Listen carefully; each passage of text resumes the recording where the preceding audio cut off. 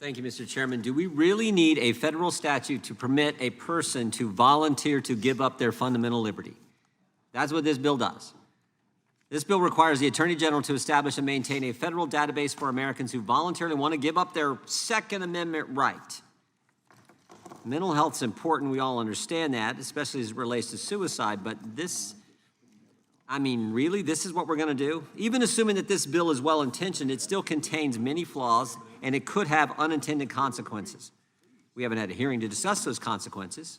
Under one section of this bill, for example, the Attorney General has broad discretion to establish how American citizens can have their name removed from the database that they voluntarily asked to put on. I mean, we know that's going to be tough. We have had debate on the whole red flag concept, something that just I think is so dangerous. We've had debate on that and how hard it would be to get off of that list, let alone this one. If a citizen wants to have their name removed from the database, they must either wait 21 days or choose to submit to the whims of the Attorney General in order to have his or her name removed within a 24-hour time frame.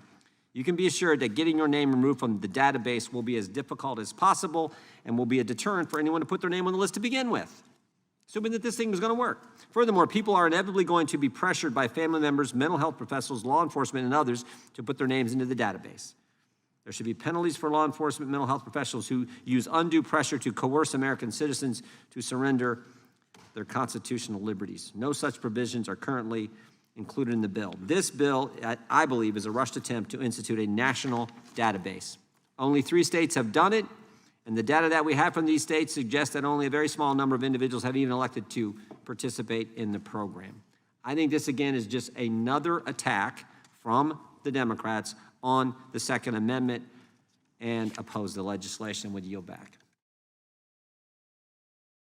The gentleman yields back. Without objection, all other opening statements will be included in the record. I now recognize myself for purposes of offering an amendment in the nature of a substitute.